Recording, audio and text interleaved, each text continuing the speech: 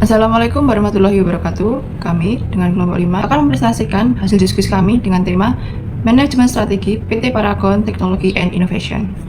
Profil dari perusahaan PT Paragon Technology and Innovation yang didirikan pada tahun 1985 oleh Ibu Nurhayati Subakat yang awalnya bernama PT Pusaka Tradisi Ibu.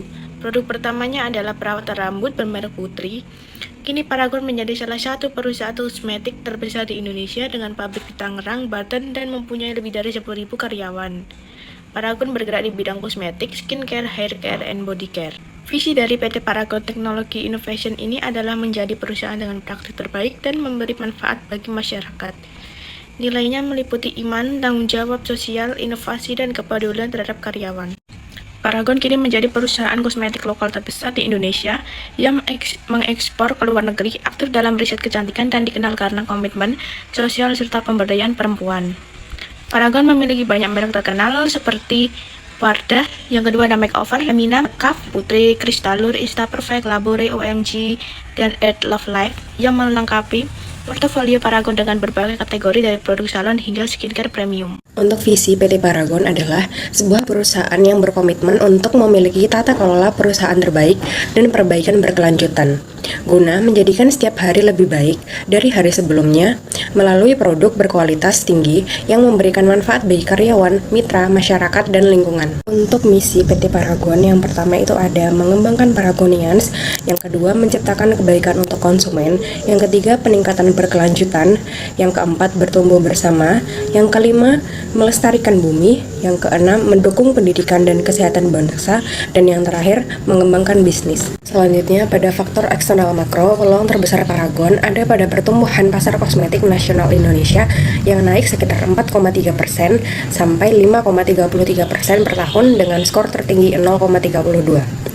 Sementara peluang terendah ada pada strategi bundling produk di e-commerce yang hanya naik 15% di kuartal pertama tahun 2024 dengan skor 0,08. Ancaman terbesar bagi PT Paragon adalah maraknya produk ilegal atau palsu di marketplace yang meningkat sekitar 10 hingga 12% dengan skor tertinggi 0,32. Hal ini bisa merusak citra merek dan menurunkan kepercayaan konsumen.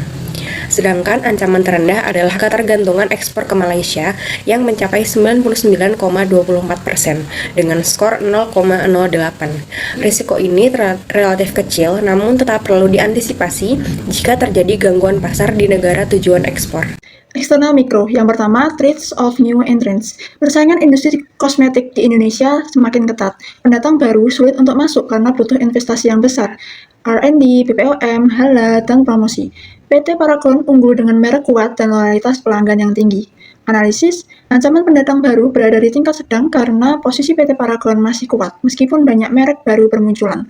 PT Paragon perlu terus meningkatkan manufaktur dan distribusi, serta melakukan inovasi produk sesuai tren. Lalu yang kedua, bargaining power of suppliers. Deskripsi, sebagai perusahaan besar dengan skala produksi masif, daya tawar PT Paragon terhadap pemasok sangatlah tinggi. PT Paragon juga memiliki banyak pemasok cadangan, sehingga dapat memilih bahan baku dengan kualitas yang terbaik. Analisis, kekuatan tawar pemasok PT Paragon berada di tingkat yang rendah. Alasannya adalah volume pembelian besar, banyaknya alternatif pemasok, dan kontrol rantai pasokan melalui keunggulan manufaktur. Yang ketiga, trade of substitute products or service. Produk pengganti seperti layanan profesional, perawatan DIY, atau produk farmasi tersedia di pasaran. Namun, mayoritas konsumen tetap memilih produk PT Paragon karena praktis dan terjamin keamanannya. Untuk analisis, ancaman produk pengganti berada di tingkat sedang. Kosmetik dianggap sebagai kebutuhan dasar, tetapi konsumen masih bisa beralih ke alternatif. PT Paragon harus berinovasi dengan produk unggul, manfaat jangka panjang, dan terjangkau. Lalu yang keempat, bargaining power of buyers. Konsumen memiliki banyak alternatif merek kosmetik. Kemudahan mengakses informasi baik dari ulasan, komposisi, harga, membuat mereka sensitif terhadap harga dan kualitas, sehingga mudah berpindah ke merek lain, baik lokal maupun internasional. Untuk analisis, kekuatan tawar pembeli berada di tingkat tinggi karena mudahnya perpindahan merek. PT Paragon wajib membangun loyalitas emosional baik dari kepercayaan atau identitas, dan meningkatkan promosi via influencer. Lalu yang kelima, rivalry among existing competitors. Industri kosmetik sangat kompetitif, baik lokal maupun global, dan tumbuh pesat yang mana menarik banyak pemain baru.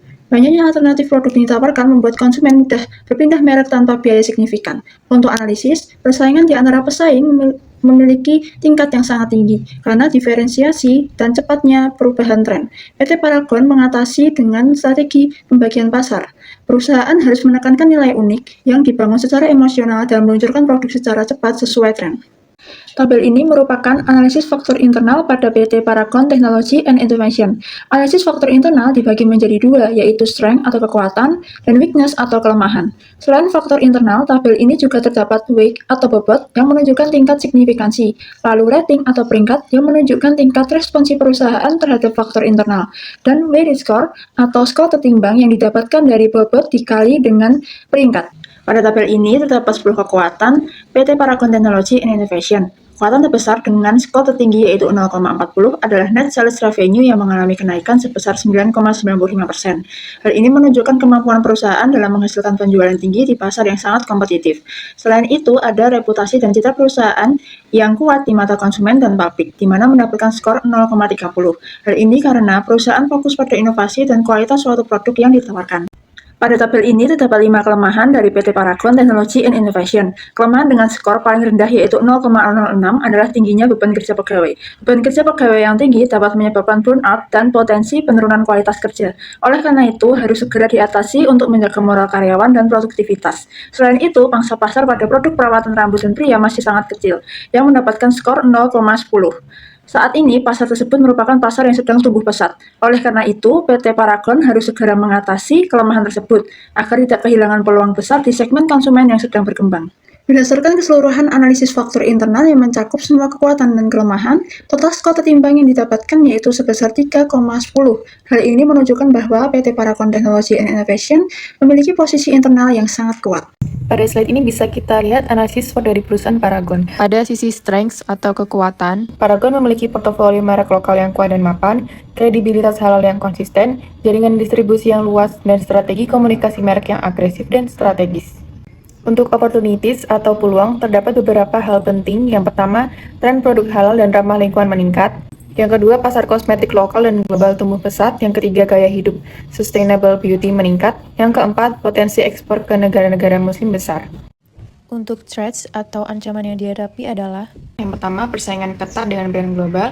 Yang kedua, tren kecantikan cepat berubah. Yang ketiga, konsumen semakin kritis terhadap bahan dan kualitas. Yang keempat, fluktuasi harga bahan baku impor. Sedangkan weakness atau kelemahan yang dihadapi yang pertama, persaingan dengan merek global besar. Yang kedua, persaingan harga. Yang ketiga, promosi digital belum maksimal. Yang keempat, inovasi produk hijau masih perlu dikembangkan. Dari hasil ini disusun beberapa strategi kombinasi sebagai berikut. Yang pertama, strategi SO, strengths dengan opportunities, memanfaatkan kekuatan untuk mengambil peluang. Yang pertama, mengembangkan inovasi produk halal dan ramah lingkungan untuk memperkuat posisi di pasar yang semakin peduli terhadap sustainability. Yang kedua, memperluas pasar ekspor ke negara-negara muslim dengan kekuatan merek halal yang konsisten. Yang ketiga, meningkatkan kapasitas produksi dan distribusi untuk memenuhi pertumbuhan pasar kosmetik global. Yang kedua, strategi ST, strengths dengan threats, menggunakan kekuatan untuk mengatasi ancaman. Yang pertama, meningkatkan kualitas produk dan kontrol bahan baku untuk menghadapi konsumen yang semakin kritis. Yang kedua, memperkuat kampanye pemasaran berbasis nilai halal dan lokal agar tetap kompetitif di tengah persaingan global. Yang ketiga, menjalankan strategi harga yang fleksibel untuk menahan dampak fluktuasi bahan baku dan tekanan harga dari persaingan besar. Yang ketiga, strategi WO, weakness dengan opportunities, meminimalkan kelemahan dengan memanfaatkan peluang. Yang pertama, memaksimalkan promosi digital dan kolaborasi influencer untuk meningkatkan daya tarik di pasar kosmetik muda yang terus tumbuh. Yang kedua, mengembangkan inovasi produk hijau agar dapat bersaing di tren produk ramah lingkungan. Yang ketiga, meningkatkan daya saing harga dengan efisiensi produksi dan rantai pasok. Yang keempat, strategi WT, weakness dengan threats, mengurangi kelemahan dan menghindari ancaman. Yang pertama, meningkatkan efisiensi operasional dan manajemen bahan baku untuk menghadapi fluktuasi harga impor. Yang kedua, meningkatkan promosi berbasis keunggulan kualitas dan halal agar tidak tertinggal dari merek global.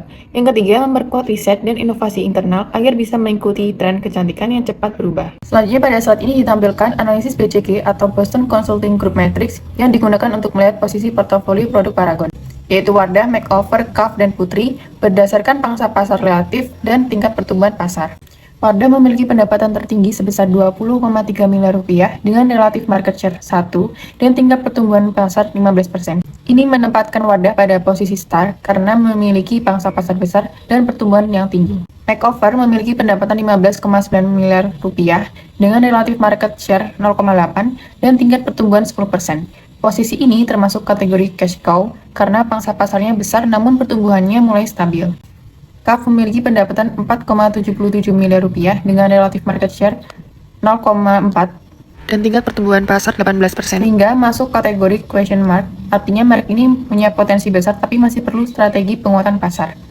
Yang terakhir, Putri dengan pendapatan 1 miliar rupiah, relatif market share 0,3 dan tingkat pertumbuhan hanya 3%, berada di posisi DOG yaitu produk dengan pertumbuhan dan pangsa pasar yang rendah. Alternatif strategi berdasarkan hasil analisis dari PT Paragon Technology and Innovation yang berada pada kuadran 4 dengan total internal sebesar 3,10 dan eksternalnya 2,77. Hal ini menunjukkan bahwa perusahaan memiliki kekuatan internal yang cukup tinggi namun menghadapi lingkungan eksternal yang cukup kompetitif. Strategi yang tepat adalah integrasi vertikal dengan memperkuat rantai pasok dan distribusi serta diversifikasi horizontal melalui penambahan lini produk kecantikan baru. Strategi ini membantu PT Paragon mempertahankan daya saing dan mengembangkan peluang pertumbuhan di industri kosmetik. Alternatif strategi yang cocok adalah backward integration atau integrasi ke belakang. Dengan kondisi PT Paragon Technology and Innovation saat ini adalah 100% dan total poin 1. Sekian presentasi dari kelompok kami. Ada kurang lebihnya kami mohon maaf. Wassalamualaikum warahmatullahi wabarakatuh.